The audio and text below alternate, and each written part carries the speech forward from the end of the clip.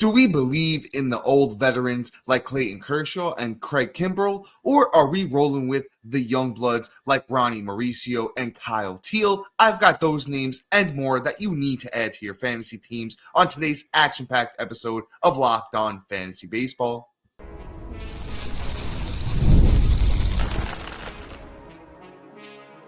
You are Locked On Fantasy Baseball, your daily fantasy baseball podcast. Part of the Locked On Podcast Network, your team every day. Hello, fantasy baseball fanatics, and welcome to the Locked On Fantasy Baseball podcast, brought to you by the Locked On Podcast Network, your team every day. As always, we're your number one source of fantasy baseball knowledge, and thank you for making us your first listen each and every day. I'm your host, Dominick Martino, riding solo today, as you can see if you're watching on YouTube. And if you are watching on YouTube and you haven't already, hit that little bell below. It's going to subscribe you to the channel and give you a notification every time we drop a new episode. Or if you're listening on the audio side of things on a platform like Apple or Spotify that allows 5-star ratings and reviews, we would truly appreciate it if you do that for us as well. And lastly, but what's most important to you guys and Matt and I, give us a chance on the Insider's Track. On the Insider's Track, you're going to get exclusive access to so much more than we offer in these 30-minute episodes, including when we do episodes like this, our waiver wire episodes. We're going to rank these guys and tell you how you should prioritize them, and you're picking them up, and you'll get these instant prospect call-up notifications going right to your phone. Nobody else in the industry is offering that. And today's episode is brought to you by Game Time. Download the Game Time app, create an account, and use the code LOCKEDONMLB for $20 off your first purchase. And all right, guys, coming off another weekend here, we're headed into week 11. Some people week 12, depends on the kind of format that you're playing. I actually got some really good names I'm excited about today, right? Let's start off with a really good one. Starting pitcher here, Bryce Elder of the Atlanta Braves. If you've been playing fantasy for a while, you might remember the name. Had a good rookie year a few years back. Had never lived up to that hype, but you know what? He's been pretty good of late, especially in his last start. Bryce Elder went out there in his last one on June 7th. At San Francisco, 8 innings, 12 strikeouts, only gave up 1 run, had an 0.38 whip in that one, and got the quality start. Elders looked good. Like I said, last bunch of starts have been good. The 12 strikeouts, career high. He's doing something right.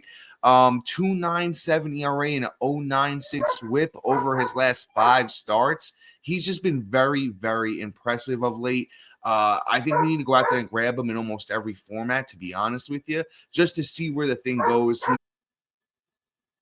He goes out there in his next one, and it looks like he is going to get those Rockies in Atlanta on Friday. You can't ask for a better matchup coming off this 12 strikeout game. Like I said, maybe not universally owned. Maybe I got a little too excited when I said that. But you're talking maybe 60% owned at this point, Bryce Elder should be. Like I said, to at least see where his next start takes him. We've lost some starting pitchers of late, Corbin Burns, etc. He's no Corbin Burns replacement, but you add a guy like this on your roster, you hope for the best, and you know what? He might pan out. Prospect upside, is not a super high-end prospect, but the name was notable. Once again, Bryce Elder, Atlanta Braves starting pitchers who we're talking about here. I want to see where the thing takes Bryce Elder. As far as the underlying stuff, doesn't love what he's doing right now, but not walking a lot of guys, getting a lot of ground balls. The breaking stuff looks pretty good. It's really more what he's known for. Leads with that slider, throws that sinker a little bit too. Getting decent results on the sinker, better results on the slider. I really think he needs to work on whether it's the slider, the fastball, or the changeup. Needs to develop that second pitch. He can't lead slider and have nothing else. Like I said, we add Bryce Elder now. We see how this Rocky start goes. He's been good in his last 5, as I mentioned earlier. Add him now. Let's ride the wave. Worst case scenario, we end up dropping him in a couple weeks, right? Let's move on to somebody who I'm a little bit more confident in, right? Let's talk about Clayton Kershaw of those Los Angeles Dodgers, of course. Hey, listen, he's still out there. He's still getting it done. Had a good start today as I'm recording on Sunday. He went 5 innings against the Cardinals, 7 strikeouts, 1 earned run, got the win, 1.2 whip in that one. Listen, Kershaw is never going to be who he used to be, all-star stud pitcher, right? Can he hover around that K per 9? Probably a little bit under, yeah. I want to say mid-3s ERA, yes. The whip looks to be the problem this year. He's leaving a lot of guys on base, giving up walks, giving up hits.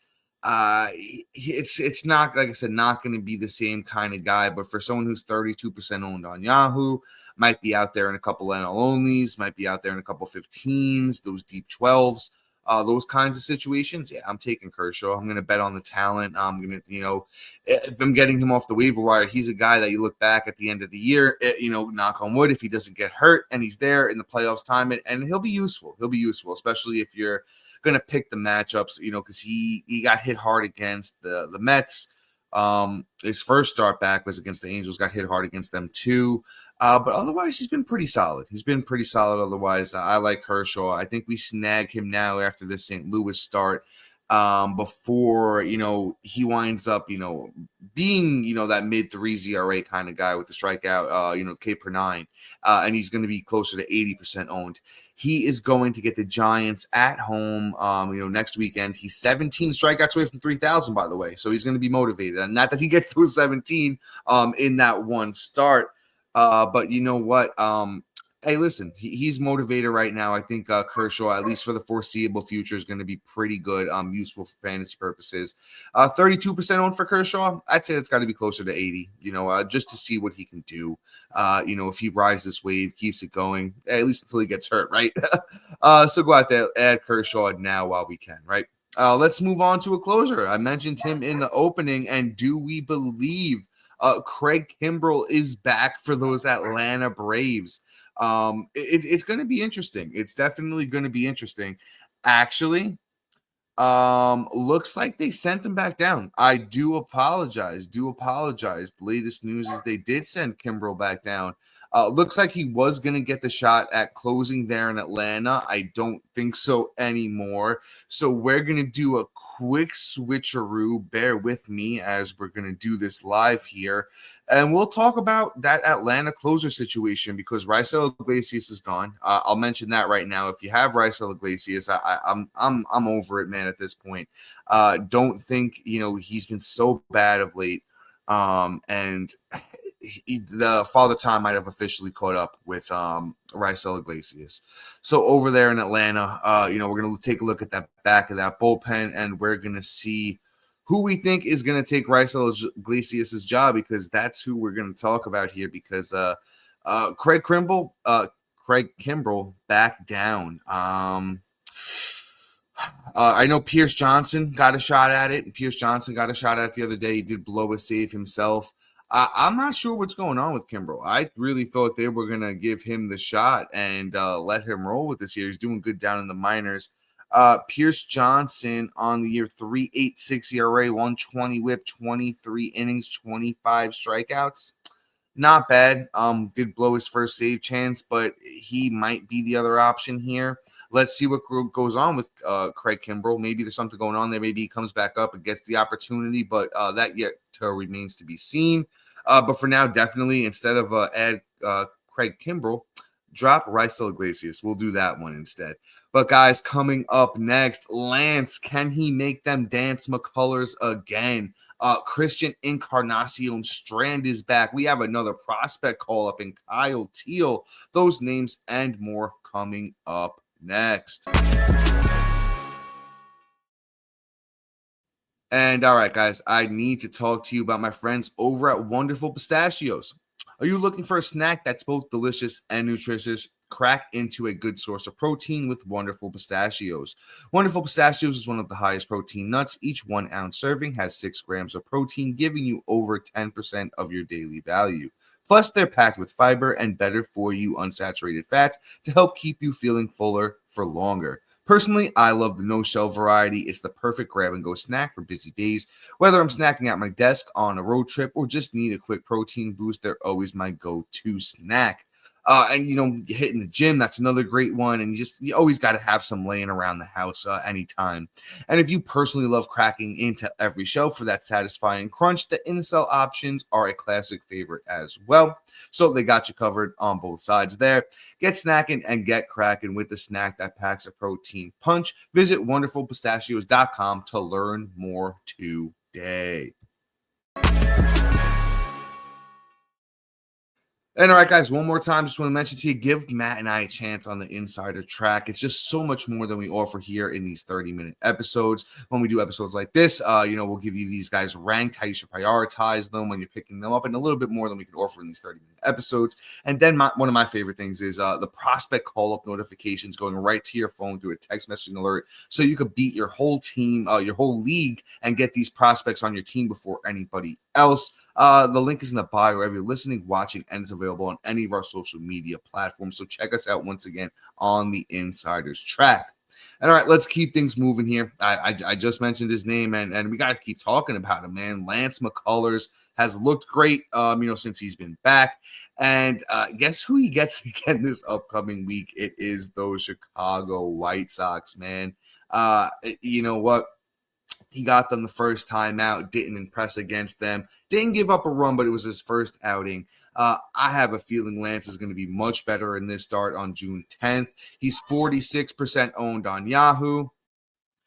Yeah, so Lance in his last two, we go back to May 28th against the Athletics, 6 innings, 12 strikeouts, 3 earned runs, a clean 1 whip, got the quality start in that one.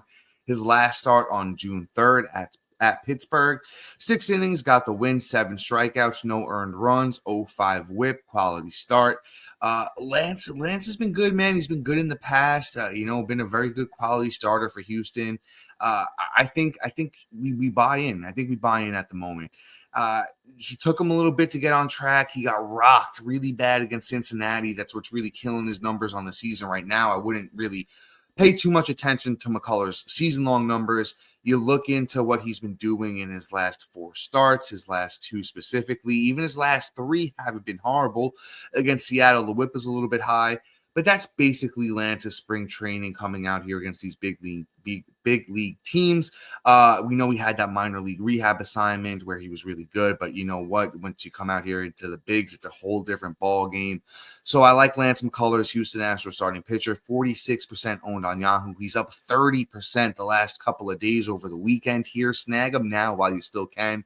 Honestly, I'm probably my top priority ad for starting pitching going into week 11. But Bryce Elder and Kershaw are good, but I think Lance has the highest upside here, especially for the rest of this season. Let's move into our last pitcher before we get into the bats. Let's talk a little bit of Erick Fedde. He's just one of those streamers that you love to, throw out there every once in a while when he has a good matchup. Fedde was actually really good in his last start against the Dodgers on June 7th, went 5.1 innings, 2 strikeouts, no earned runs, 1-5 whip in that one. And then he was pretty good against Texas back on June 1st, 6 innings, 5 strikeouts, couple earned runs, 1-1-7 whip, quality start in that one. Like I said, you're not going to love Fedde. He's not going to be a constant on your roster unless you're playing in a super deep league and NL only, something like that.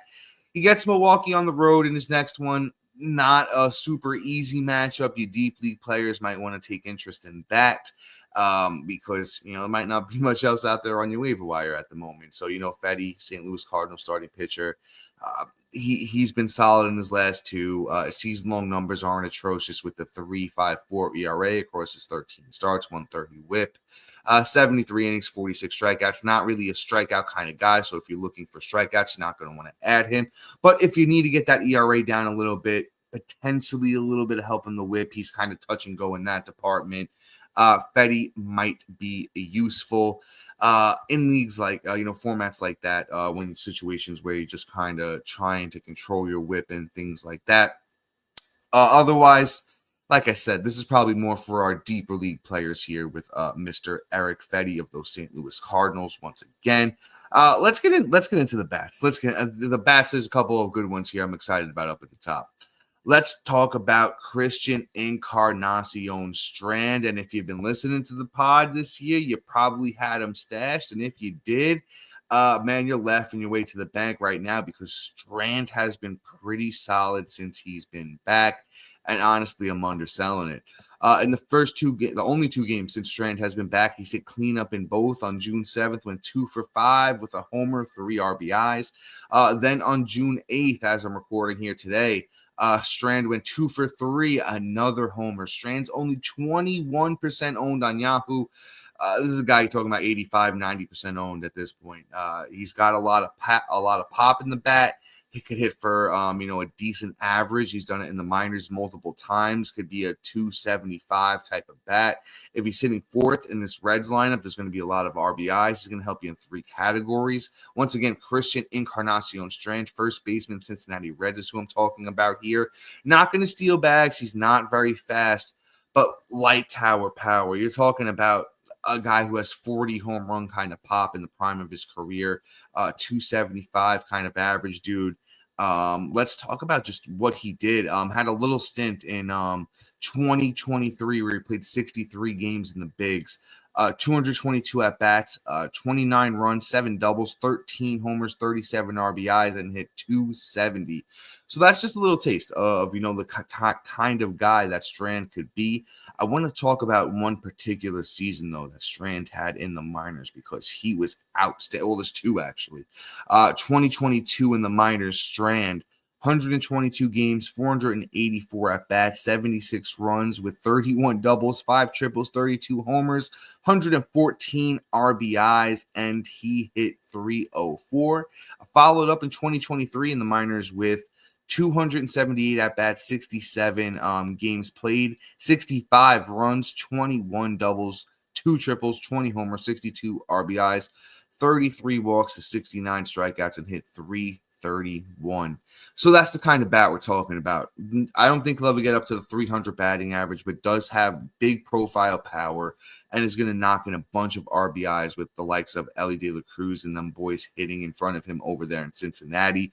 Strand, honestly, if you need power, need a first baseman, pause the podcast real quick, see if Christian Encarnacion-Strand is available in your league. I'd add him now.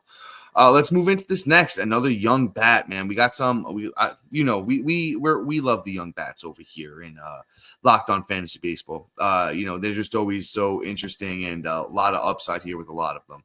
But Ronny Mauricio, we talked about him a little bit. Of late, officially got the call from those New York Mets, and he is starting to hit a little bit. Second base eligible on Yahoo, 13% owned on Yahoo. Should be a lot closer to like 50, 60 at this point.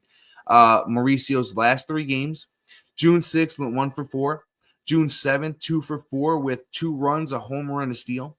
On June 8th, 2 for 3, 2 runs, and a steal. Moved him up to 6th in the lineup. Mauricio's got a lot of upside. Second base has been really, really bad. Very interesting name. He's a big dude, power, speed combo. This Mets lineup is really good. If he's moving up to 6, the RBIs, are going to get a little bit better. He's going to steal bags. He's got home run upside. Could have a 25, 20-ish pace the rest of the way. With good counting stats and, batting average potential. Mauricio was hitting, if I remember correct, he was hitting like 400 in the minors before he got the call here with the Mets. Sky is the limit for a kid like Mauricio. I honestly think, like I said, 50, 60% owned at this point he should get up to. He's 13% owned on Yahoo. Anywhere you need a second baseman, 15 mans he's out there, and Aloney's I'm sure he's out there.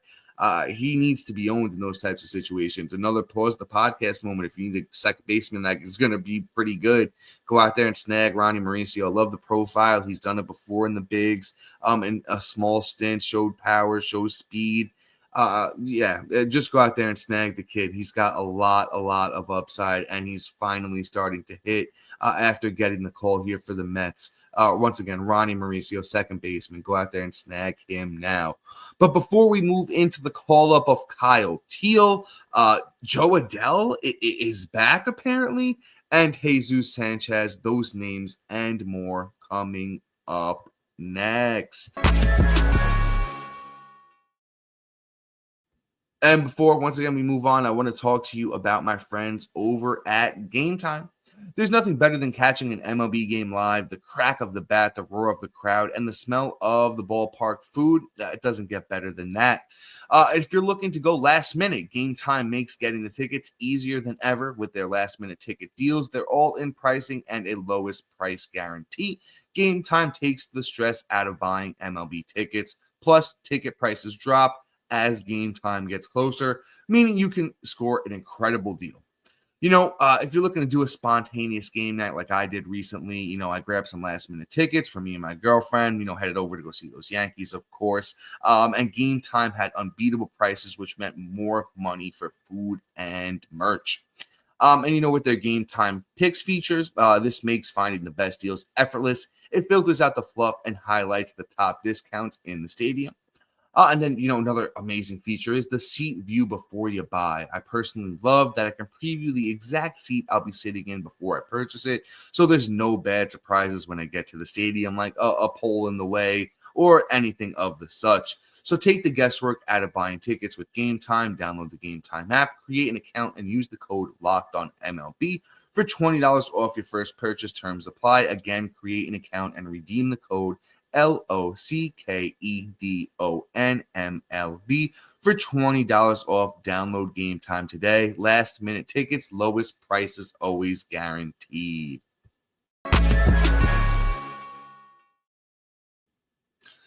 And all right, guys, another prospect call-up. I mean, this has just become a prospect call-up mayhem the last month or so here, and it's Kyle Teal this time of the Chicago White Sox.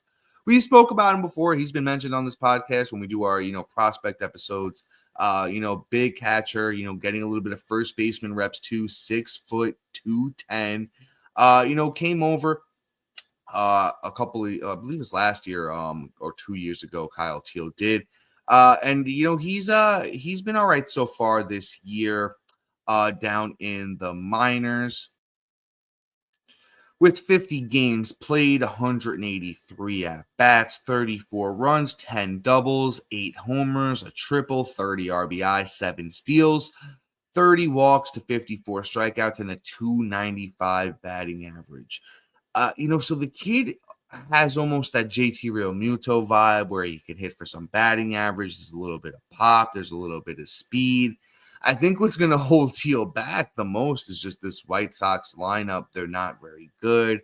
No matter where he hits, it's just not going to be a lot of runs or RBIs. So far, he's been pretty good through his first 3 games. He's got a multi-hit game in there. And then his first game, he went 1 for 2 with a run. He's been hitting 5th and 6th so far, 11% owned on Yahoo. I'll say this, your 2-catcher leagues, if you need a catcher, you snag him there. AL onlys, if you're in a deep one, maybe. There is upside in Kyle Teal's bat, but just the thing, like I said, just playing for the White Sox is going to be really tough. Who's there? Luis Robert, Andrew Vaughn. Vargas has been up and down, but at least, somewhat of a major league hitter.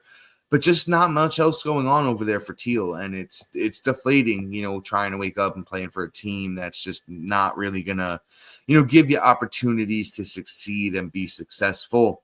So with Kyle Teal, like I said, your deeper leagues, your 15s, your AL onlys, those kind of situations, I might look Kyle Teal's way. Other than that, you throw him on the waiver wire, and if he keeps hitting, we'll talk about him again soon. And once again, he is a top prospect, though. I do want to check where he is as far as MLB. He's the number 25 prospect in all of baseball. So let's just keep that in mind. Like I said, your 2-catcher leagues, your 15s, your AL onlys, we're going to look at him in those kinds of situations. And honestly, add him. Don't add him if you do need the spot filled. Let's move on to another bat here. Jo Adell. Man, one of my favorite prospects of all time. Really thought this kid was going to be special. But, the time is really running out for that. He's just always going to be good in stints. Jo Adell right now is 8% owned on Yahoo, but he's been having some strong games lately.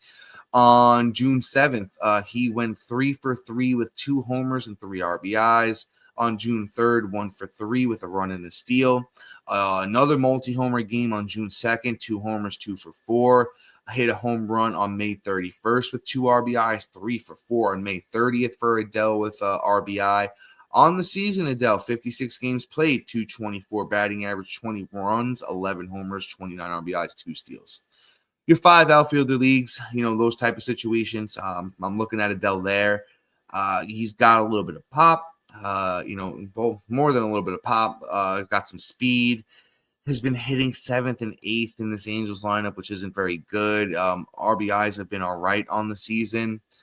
I don't think Jo Adell's ever going to be an all-star or that kind of caliber of player, but can you juice the orange right now while he's hot, get that pop out of him, get some RBIs, maybe a steal here or there. Definitely could do that with Jo Adell. I'll add him, like I said, in deeper formats for now. Throw him on the watch list, your 5 outfielder kind of leagues. That's where we're going to really focus on adding Jo Adell at the moment. But like I said, don't pick Adell up if you're like me, who had been fooled by Adell for many years of thinking that he can live up to the prospect hype. Don't pick him up with those kind of lofty expectations. Just pick him up and, ride the wave for Jo Adell right now. 8% owned on Yahoo, which means he's out there in a lot of leagues. Could be useful for, a couple weeks while he's hot. Once he cools off again, we're going to drop him because kind of same thing that applied to Teal is going to apply to Adell. The Angels team is not very good. Mike Trout's there while he's healthy. My boy Rengifo hasn't really done much of anything this year. Taylor Ward's been all right, been hot for stretches. Other than that, unless I'm missing anybody, there's not really much else left on that Angels team. Let's move into another guy. Used to be a top prospect, Jesus Sanchez of the Miami Marlins, but he's actually been okay. He hasn't really been too bad this year. Another deeper league kind of play, 11% owned right now for Sanchez on Yahoo. So far in the year, through 156 at-bats, it's 19 runs, 5 homers, 23 RBI, 6 steals, 270 batting average. Hitting second in this Marlins lineup, like it, not bad. It's going to be good for the runs, even though the RBIs have been pretty good too. Has been good. June 2nd for Sanchez, 3 for 4 with a run and an RBI. June 3rd, 2 for 4 with a steal, a run, and an RBI. On June 7th, 2 for 5 with a home run and 5 RBIs for Mr. Jesus Sanchez. Another kid that when he was coming up through the minors had light tower power, a little bit of speed. He's a big dude. And he's been good. He was good in stints last year. 5 outfielder leagues, NL onlys, those type of situations is where I'm probably looking at Jesus Sanchez. Another guy for our deeper league players, otherwise just kind of throwing him on the watch list. There's a chance maybe he gets traded. Maybe Jesus Sanchez gets the shot to go play for a team, that's actually going to get him motivated to, wake up in the morning and, do some damage. But he's sick, he's 6, what is he, 6'4", 6'5", 6'4", 222, big boy. Like I said, he's known for his power, known for a little bit of speed as well. Deeper formats, go out there, snag Sanchez, and let's see what he could do. But guys, that is pretty much all for today. We appreciate you guys letting us do this. Our everydayers and new listeners, you making Locked On Fantasy Baseball your first listen means a lot to us. And after you do that, go and look at our boy Sully over at Locked On MLB. Make him your second listen each and every day. And guys, if you're fighting, the good fight in your fantasy league right now, and you need that little bit that's going to put you over the edge. Join Matt and I on the Insiders track, and trust me, we got you covered. If you listen to this point in the episode, you're a fan. It's a little bit of a cost, but there's no really cost of winning your fantasy baseball league. And trust me, Matt and I are going to help you do that over there. And then once again, check out our boy Sully over at Locked On MLB after you're done here. But guys, until next time, sorry.